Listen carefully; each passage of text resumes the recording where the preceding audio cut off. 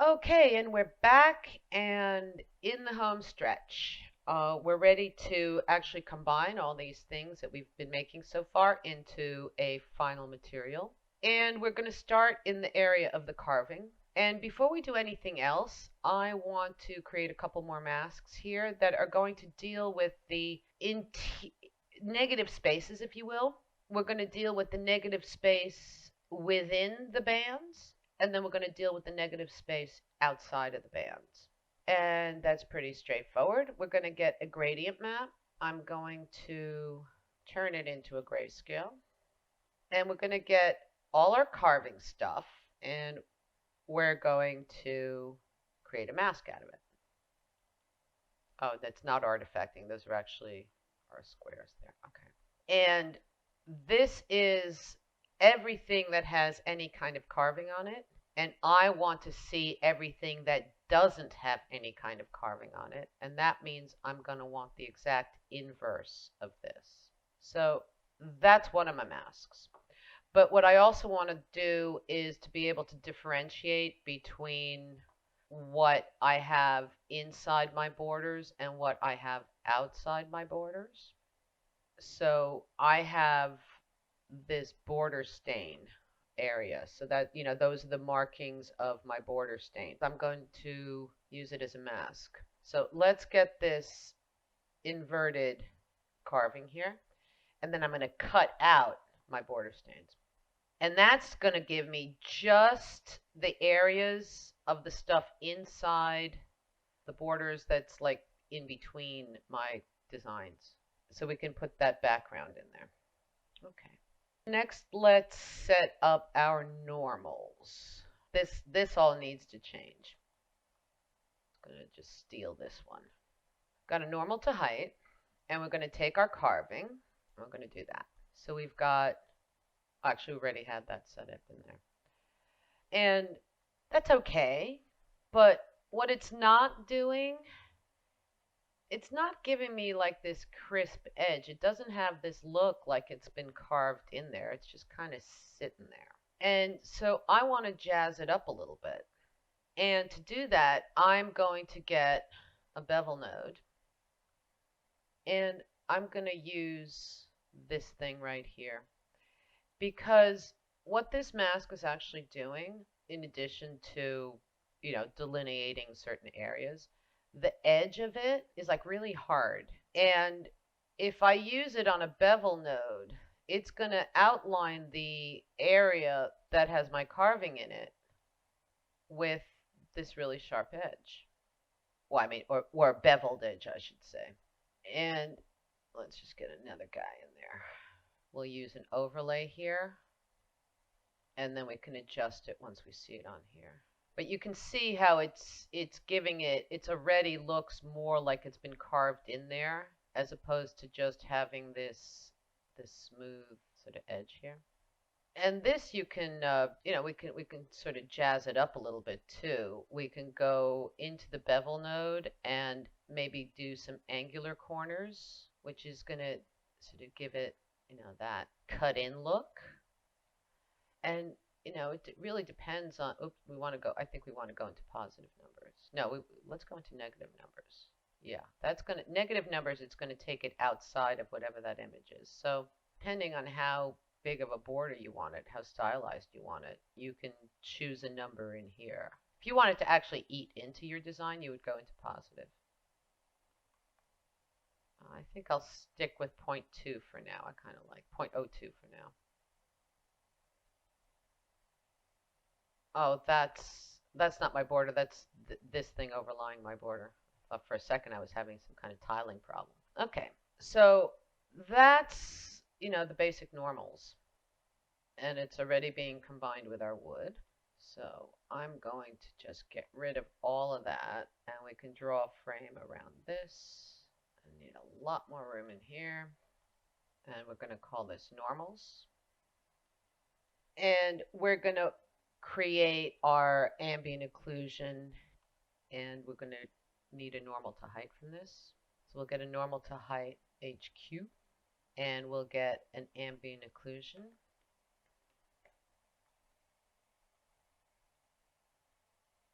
And let's take a moment to deal with that. Again, I'm going to tone this way down. And I could probably do with 4 samples and definitely do GPU optimization on. And we've got our blend here.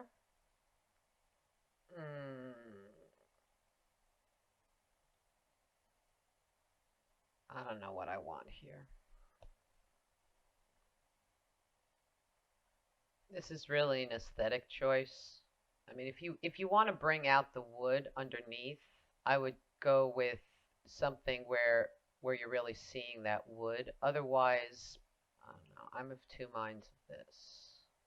I think it's definitely better on the lighter side. So we can use either the darken. I think I kind of like the idea of the wood coming through underneath. It's a chunky wood, so I'll leave it like that for now. Yeah, there's no right answer with this. It's just a question of how you want, whether if you want the carving to stand out, then you can even use like a copy and maybe go darker with it. And then use the opacity. Oh, it's still on darken. Actually, that kind of works really well. I like that better. Makes it even chunkier. But anyway, what I was saying, you could also do it with a copy blend and then go down on the opacity. It's another way of doing it. But I like my darken blend here because it's giving me the best of both worlds. It's bringing up that wood, but it's really highlighting my carving as well. All right.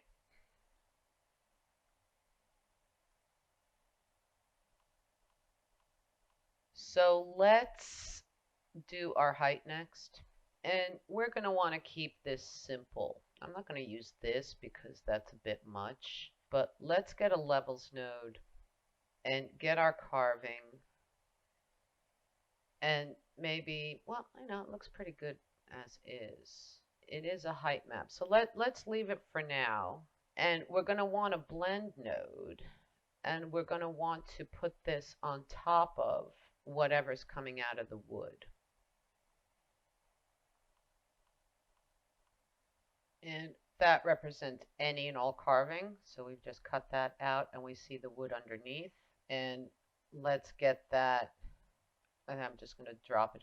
It's really, honestly, it's kind of hard to see because we've got, in this particular configuration, we've got so little wood visible. I'm going to, just for a moment, let's just take a couple of these out. And that'll make it easier to see what's going on back here. So I really want that to drop back because, I still want to see wood in here because if I've got a design, next time I'm doing something that's, like really small and I still want to see wood behind it, I need that there, but I do want it much, much lower than whatever's going on in here. So have it like be really, really subtle. And then we can bring these guys back and have this be our height. I'm not sure I have the height plugged in here. Take a look, because I actually did not make all these videos on the same day, and nope, got to reset it for the day, which is unfortunate, really. It'd be nice to have it set as a default, but yeah, it's starting to look like, something. But those carvings are much crisper now, and if we come back in here and bring some of those sizes down. So that's our border here, and we've got like the carving itself has this nice little bevel. But the next thing we want to be dealing with after we set up our basics is we're going to start putting chisel marks on things. And that's where I'm going to put deep chisel marks in there. But so far it's working pretty good. Okay. Oh, you know what we need to do still before we get to chisel marks or anything else? In the normals, it's probably a good example here. We've got this wood underneath, and if you think about how things are carved, like the smooth designy bits tend to be more polished, and so you don't see as much wood grain on the high decorative bits as you would on the bits that haven't really been carved. So what we want to do in the area of the masks is that before this wood comes into the carving, I want to kind of lighten up the areas of grain where I know there's going to be carving. Oh, I don't want it as the background. I want to have it on top. And I'm going to get a normal color. I'm going to make that super small because we don't need it super big. And I'm going to make this relative to parent because it's going into the background and that's where it's getting its size info. And then I'm going to hit the letter D to dock it and get it out of my way. And now whatever I put in this mask here is going to be my cutout. So I want the area. Now you can decide. You can do it like if you want it harsh, you can do one of these masks. So we don't want it on the areas of carving. So you would do this. But I'm actually going to use the height map because I want it subtler than that. But I'm going to want to invert it. I do want to invert it, yeah. Because the highest areas want to have the least amount of grain. In fact, we're probably going to need to use that again. So I'm just going to leave that here with my masks. So the highest areas have like no grain at all. But because we're using the gradient and not the harsh edge ones, it's actually giving us a nice lead up into the no grain at all. So I'm pretty happy with that. And we can just replace that there. So now we don't get that grain information on the very highest areas. And it's going to give us a better polish and all of that. Okay, so let's take care of the roughness next. Now, I kind of, like in keeping what we were just doing with the normals, I kind of want to have the same idea with the roughness. I want to have the areas that have the actual designs be controlled one way and have the wood itself be controlled a different way. We've got this normal to height, so we can use that. We can invert that and use that as the basis for our roughness. And that'll mean that whatever's highest is going to be the most polished. And I'm going to get a levels node for that. And we're going to want to blend that on top of the roughness that's coming out of the wood. And now we have to make a mask for it. So we only want the actual designs themselves. And as luck would have it, we've got masks for that. But we have 4 individual masks, and I'm going to turn them into just one. So I'm going to turn this into a lighten blend. We're actually going to need 2 of those. And we'll take the first 2, and then we'll take the second 2, and we'll blend their results together in a single mask.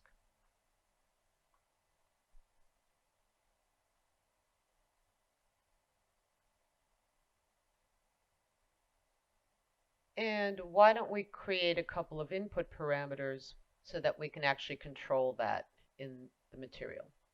So we can call this polish, and we'll do it for both on one. So let's make it a float 2, and we'll call this carving, designs, and wood. Now we're going to have to pick something on here that's going to move. I think we'll probably use the mid-range. I don't know about that. I think what we'll do is we'll set up a polish that we like a differential that we like, and then we'll just globally do all of them. All right, so I definitely want, first of all, what kind of blend do I have here? And that's probably a better bet.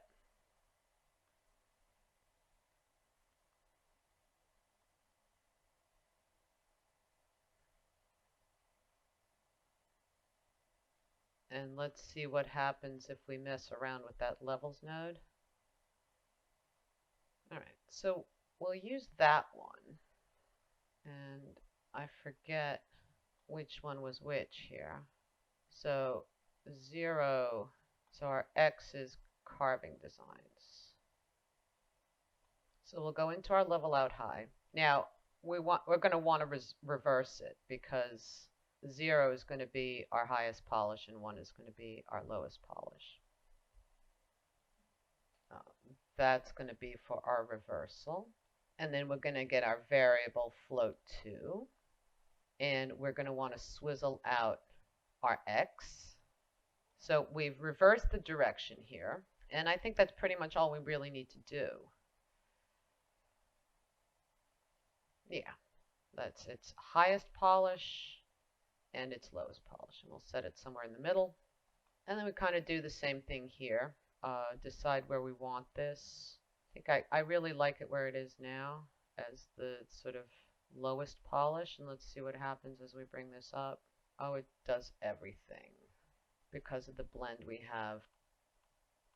I think we're gonna have to kind of do it with a copy blend, which is fine once we have the color on there, because what it's not doing with a copy blend is picking up what's going on the wood underneath. But we are going to have colors on those, so it will actually make more sense. And we can probably just copy this and bring it into here, and we might need to adjust it somewhat, but we'll start there.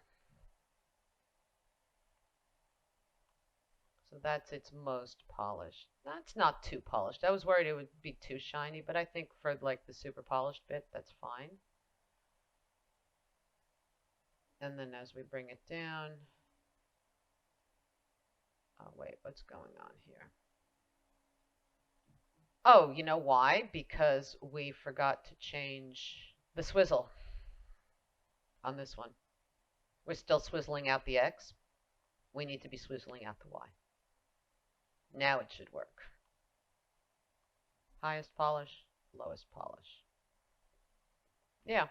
I mean, you know, if you were doing this for serious, you could probably adjust it a bit more by putting floors and ceilings in there, but, you know, it's pretty good the way it is. Alrighty. I believe we are now ready to start putting in our chisel marks here. Okay, so we've got two types of chisel marks coming out of here. Oh, we labeled this wrong. This should be large and small. I need to check out what's going on over here. Hopefully it's just the labels. Let's take a look. Yeah, we just labeled these wrong. So this should be large versus small chisels.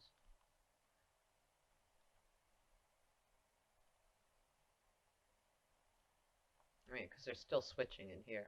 Okay, well that's easily fixed. Okay, so we've got our large and small chisels coming out of here. And first thing we're going to want to do is get some normals on there. And my small chisels, I had lowered down the height depth to 3.78 in my notes. The other one I left at default. But again, you can adjust those to how you need them. Now, we're going to be doing them pretty much all on the same masks. So let's figure out what we need as far as masking goes. Now, obviously, you can put your chisel marks wherever you want to put them. I had made this, I want my chisel marks, the large ones, only where in between my designs. There should be another one up there, but they're so tiny, nothing will happen in there because we've got those squares set in right now. In fact, just to make it easier, I'm going to come in here and put some space in between those things. Is that the right one that I'm dealing with? No.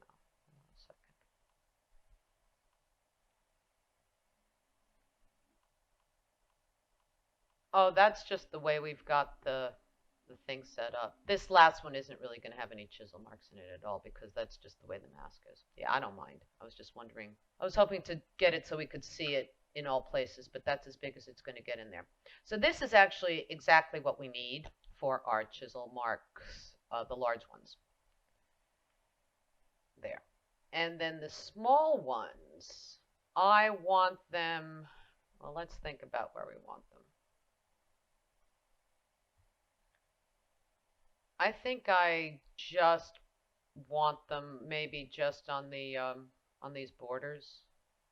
So I want to take a look at what this mask is before the quickest way to do that, you can just plug in a 2D. That's giving me, I want this one So we're gonna want another blend node, and we're gonna use this mask.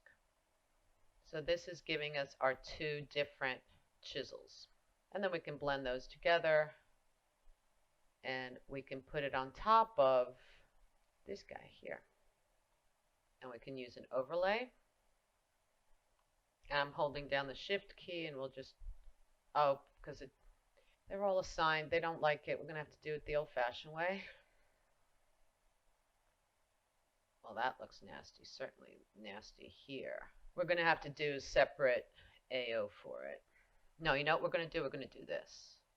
Because that doesn't need chisel marks in either case, because we really only want them on the normals. And we can start blending them down a little bit. I'm going to take this normal color. I want to adjust them. They're a little rough for my taste here. So I'm going to take that normal color, and we can stick it in the background of each one of these. And it's not really going to change anything as far as, well, once we get it to overlay, it won't change anything. Hold on a second. It is changing stuff. Why is it doing that? Oh, because it's, I see. Yeah, because it can probably, let's try doing it. Let's try doing it without a background, and we might have to fool around with the blend, the opacity, but it might work. Yeah, that works fine. So I can adjust the opacity of that normal. I'm just going to change this to pre-computed. It should probably give us better results.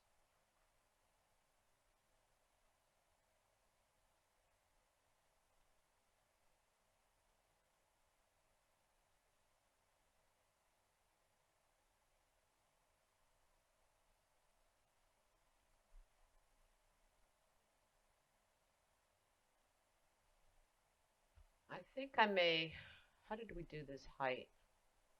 Yeah, let's incorporate the large chisel marks into the height. I think it'll work better, because right now it's just normals, and we've got a lot of height going on in here, and it kind of looks flat.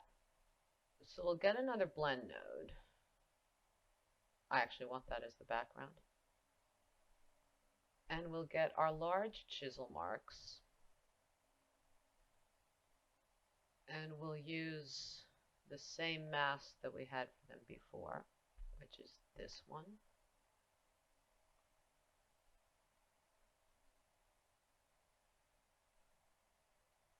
Yeah, it's better.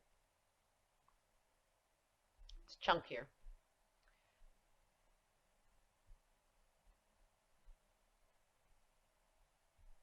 All right, the AO, we're not using that. The roughness, I think we can leave it alone. Well, no, I want roughness in those chisel marks, especially the deep ones. I think we could probably leave these lighter ones alone, but the deep ones, I think I definitely want to do that. So again, we're going to have the same setup, and I'm going to get a levels node. I'm going to get an invert grayscale, because I want my higher bits smoother and my lower bits rougher.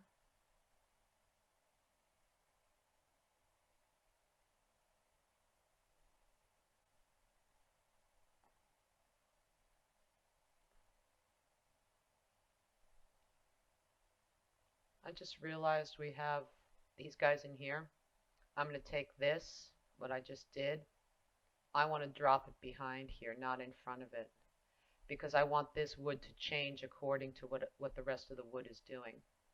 So we'll plug that back in here, and we're going to, that's our regular wood, and that's what we want to affect. Yeah.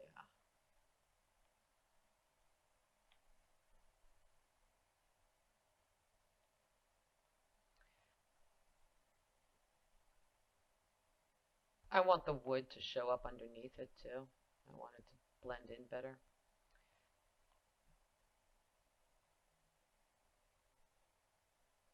And so this way, when we do that input parameter here, those chisel marks are going to polish up according to the rest of the wood.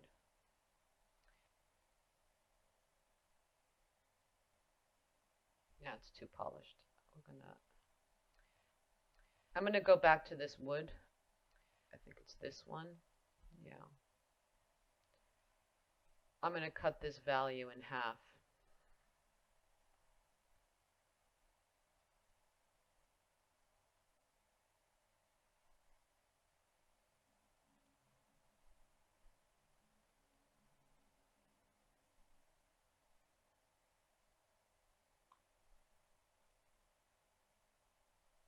Oh, I'm heading in the wrong direction, aren't I?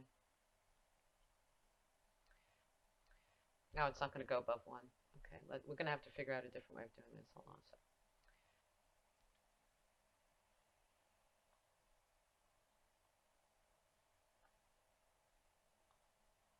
So it's going, we only want it in the top. Oh, you know what? We do have to cut it out by half. That's where I made a mistake. We do want this by 0.5, but we want it in the top half of the register, not the bottom half. And that means we have to add that to 0.5 again once we're done. That hopefully will work for us now.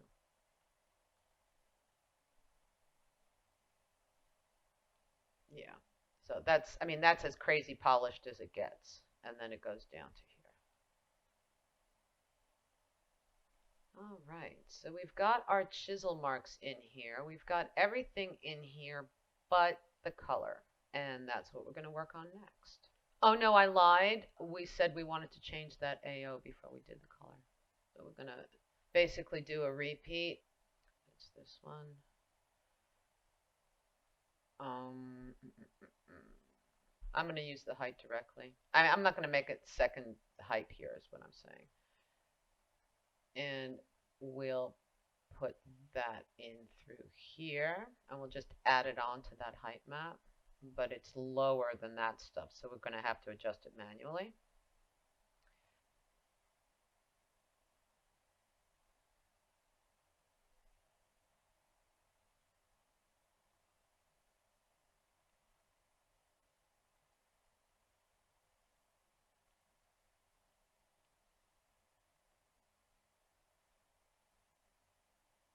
Yeah, so they're looking, it helps them look more chunky.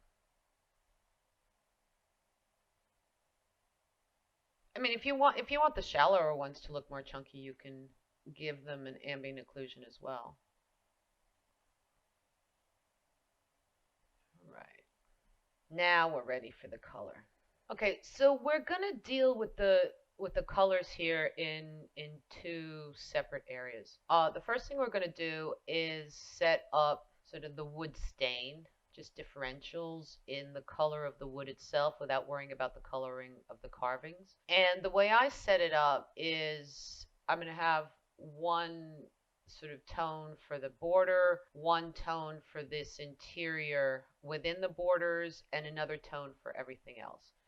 And I'm not going to make it terribly functional. I'm just going to have a single input for changing the color of the wood overall, like the stain of the wood. But I'm not going to get involved in adjusting the various tones of that stain in those three areas. If you want, you can go ahead and do it. I mean, the skills we're learning here, it's just a question of splitting it up into more sections and adding more input parameters, but I think it's involved enough as it is without having to add any more inputs. So we are just going to make one input for our wood stain color. So we'll call this wood color, and I'm going to make it a float 3. And it's just going to be straight up hue saturation lightness. We'll set that all to 0.5, and we'll get a hue saturation lightness node. And we're going to take the color from our wood, and we'll just be able to adjust it in here. And because it's 3 separate sliders, we're going to have to do it 3 separate times. So this one's hue, that's X. I'm going to copy that. Paste it in here. We'll turn this into a Y. And we will repeat it again. So we can now, with our inputs here, change the hue, saturation, etc. of the wood. But what I also want to do is split it up according to those various zones. So I already have one of these here that we cut out in the very beginning for just this stuff in here. So we've got that mask.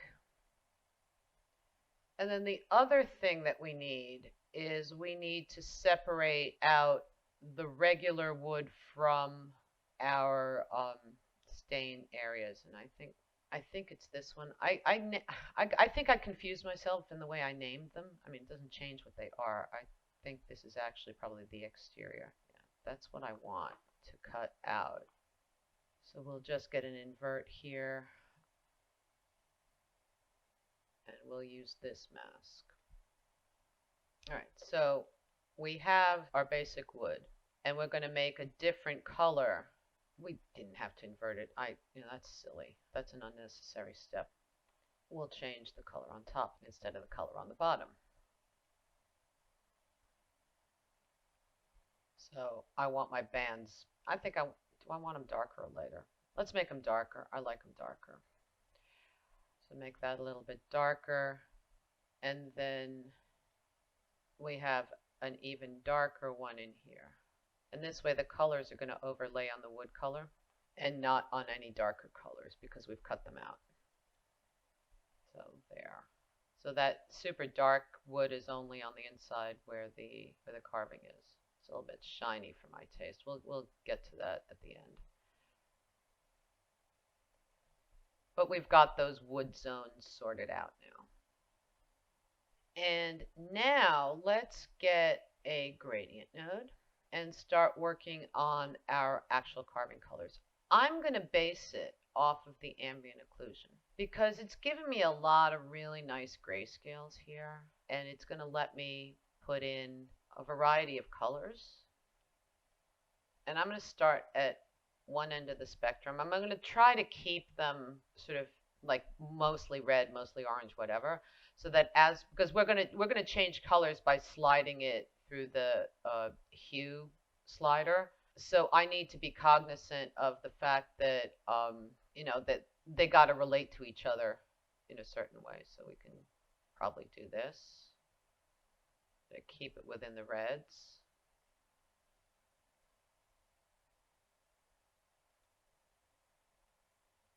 Okay. And, let's just take a quick look and see how whether we like the combinations as they slide through.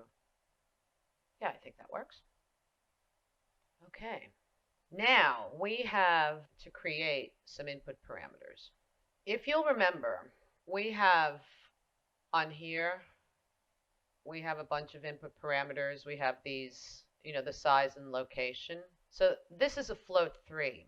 I've got an extra float I can play with, and I'm going to put that hue saturation for each individual image input on the same instance parameter in my final material. So I'm going to combine this with my color, and that means for the new instance parameters I'm making for this final material in here, instead of having my image parameters as float 3s, I'm going to have them as float 4s. So we'll set it up so that the first one is size, location X, location Y, and finally we'll have color. And we'll make the group carving. And then we'll copy this and we'll make 3 more. And since we're here, we might as well go ahead and set these guys up before we actually get deep into our color.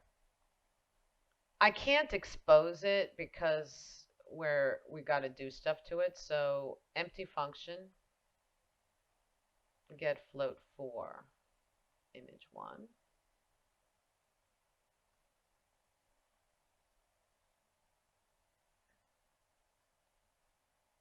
You will notice here in this vector float 3, it's got a float 2 on top and a float 1 on the bottom. And that's what we're going to suck out of here. We're going to want the XY, and then we're going to want the Z. And the W is reserved for the color that we're going to be using later on. So I'm going to plug that in there. I'm going to plug this in there, and I'm going to set that as my output node. And it's going to give me whatever I have set now in my main graph, which is gibberish. So let's go ahead and set the, let's hook them all up first, and then we'll set them up. Okay, so I'm going to copy this, and we're going to go down the line, and we're going to just put these guys in here.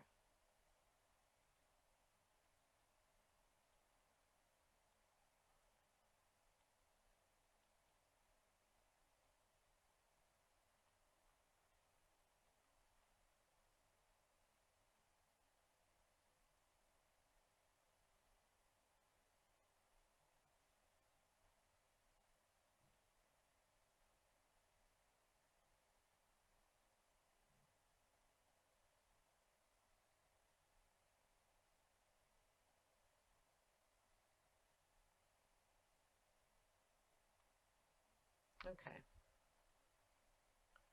So we're getting there. We're getting there.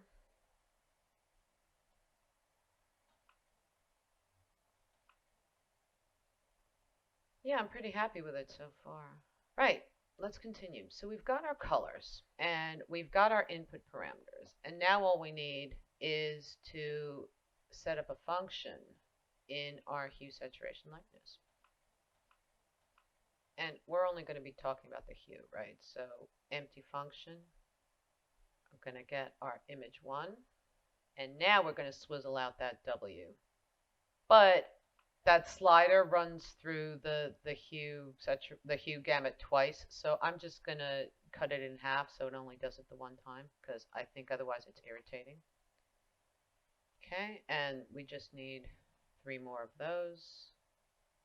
And we're going to come in here and change those parameters.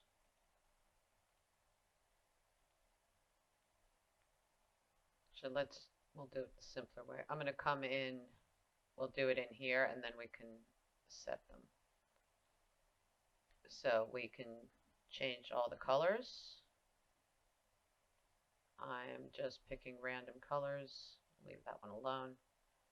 Yeah, I just went and set them all back again. I do that all the time. Let's try that again. I'm not going to do it through here because I always forget to set them, and then I want to see what it looks like, and I click on it, and it's gone. Okay. Okay, so those look different enough. And now all we need to do is mask them out. And we've got those in here already. So again, it's just a question of repeating.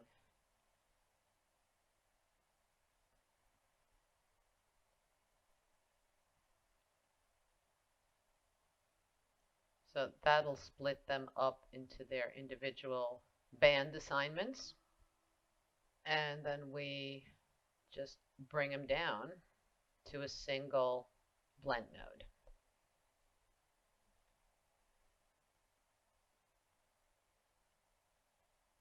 Which we blend over our color. Now, how you decide to blend it is up to you. I like the idea of having it being a stain. I mean, I like seeing more wood through it. So I'm going to fool around with this like that.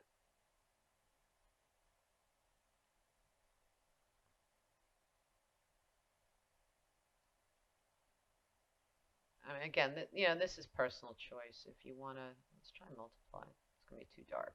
Oh, that's kind of cool. I like that.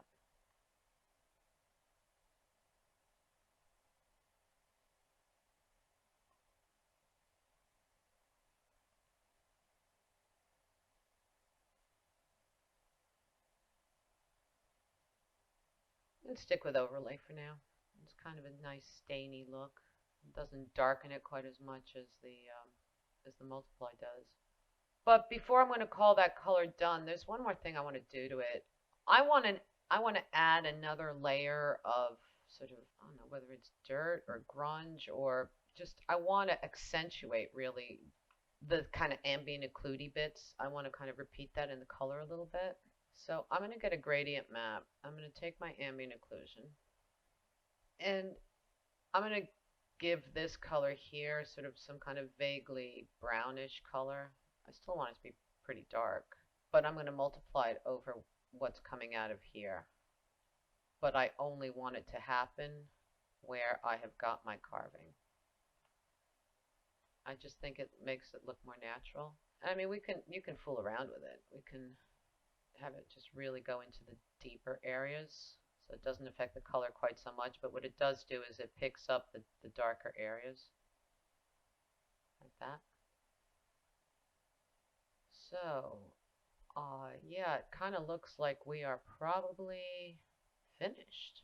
Let's add a frame, and we can see how our materials work. Make sure everything's running properly, so we can affect the polish.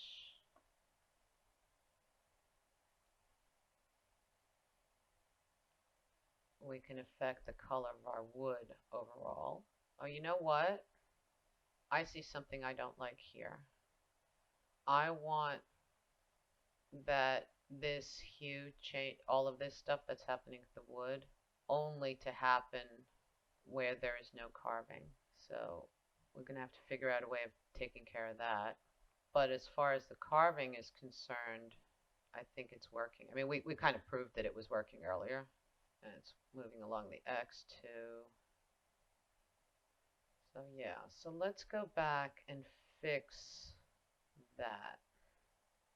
So I think we'll put that in before anything else. So these are my designs.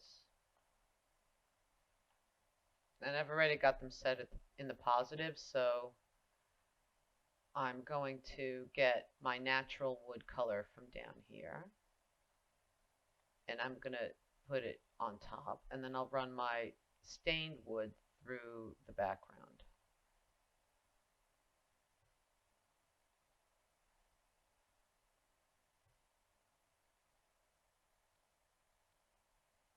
There are bands, and they're darker versions of the wood.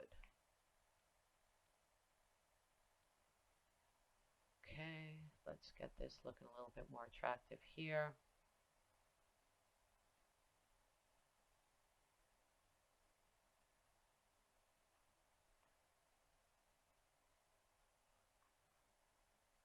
Yeah. So that's it. We've got our little piece of wood. We can change the colors. We can do all sorts of stuff to it. And I'm going to call this done. Oh, you know what? What's going on here? We actually really should add one more thing.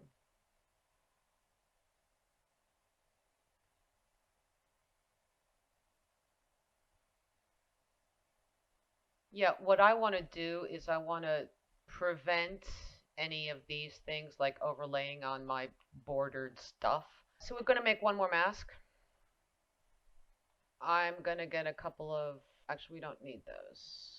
Do it straight from here. Okay, so we're going to add these two masks, because these two masks together, if we use a light and blend, represent any area that, you know, it's either this stuff or it's the stuff in here, and that leaves everything else.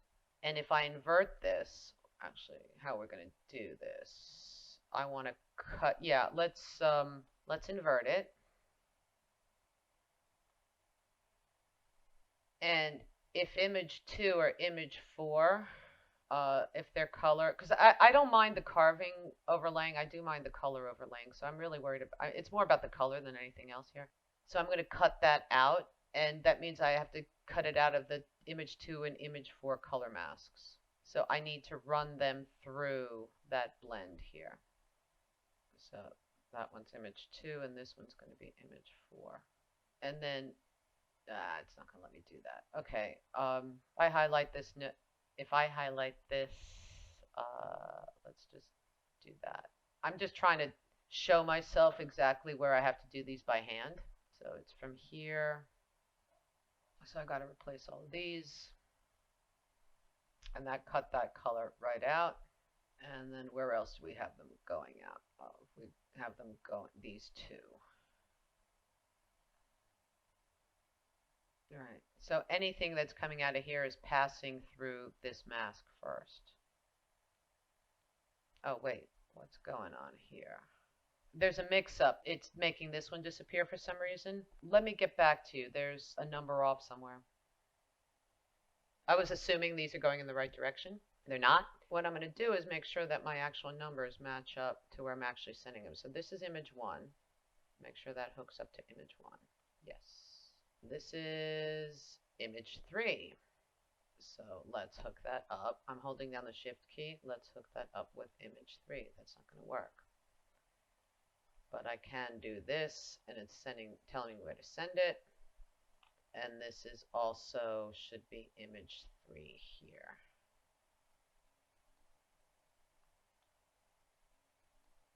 Right, so that's image 3. Image 2.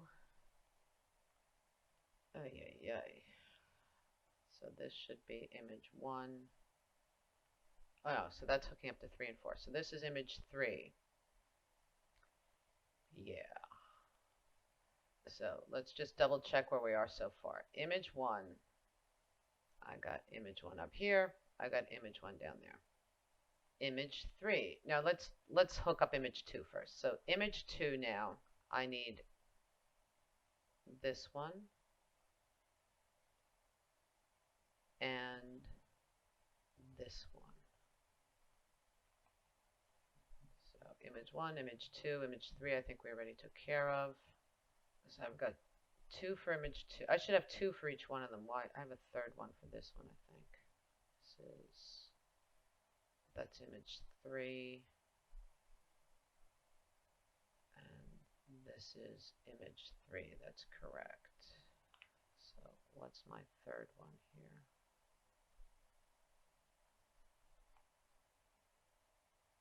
Okay, that's right. Oh, that's right, because we have 3 for the last 2 coming out of the noodles. Image 2 has got 2 things, and then image 4 is going here. It's going here.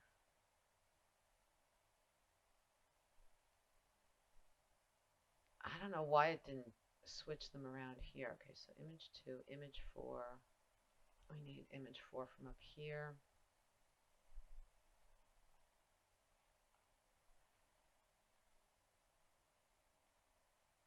That's image 4. This is image 3. That's where we were missing it. Okay. And that should now be fixed. Yeah. Well, that was complicated. Yeah, because that's really weird. It should actually be in exactly the same order that we see it here in our output images. And they are appearing in order here, so I honestly don't understand why it did that. But that's kind of why you want to have them in order, because you're doing things from a distance here, and you're dragging noodles around, and you're assuming that the first one is number 1, you know, and then they're numbered sequentially, and if they're out of order, it throws your whole thing out of order. But there we are, and now I do believe we are indeed finally done, and I think it looks pretty good. Oh, except we still haven't cut out that color. Okay, so that's still back to where we started from. So I'm still not cutting something out here. This is image 4, and this is image 3. Oh, you know why? Because it's the other one that's running on top of it. Okay, you know what? That's just getting into a whole nother kettle of fish, because we'd have to build a whole nother set of masks for these things. So I think it's going to get a little bit away from us. This is, after all, only an exercise. But it does give you an idea of how to get these masks to do what you want them to do. I'm going to come in here and move that orange thing around so it doesn't bother me. But other than that, I'm going to leave it alone.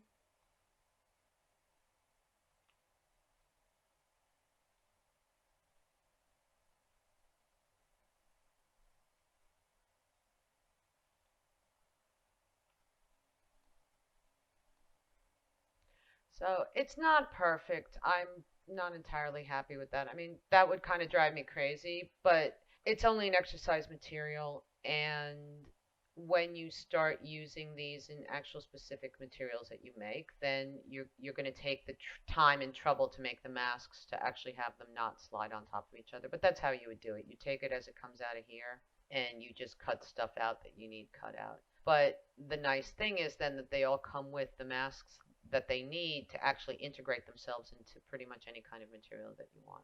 So there we go. I hope that's been helpful, and I will see you in the next video.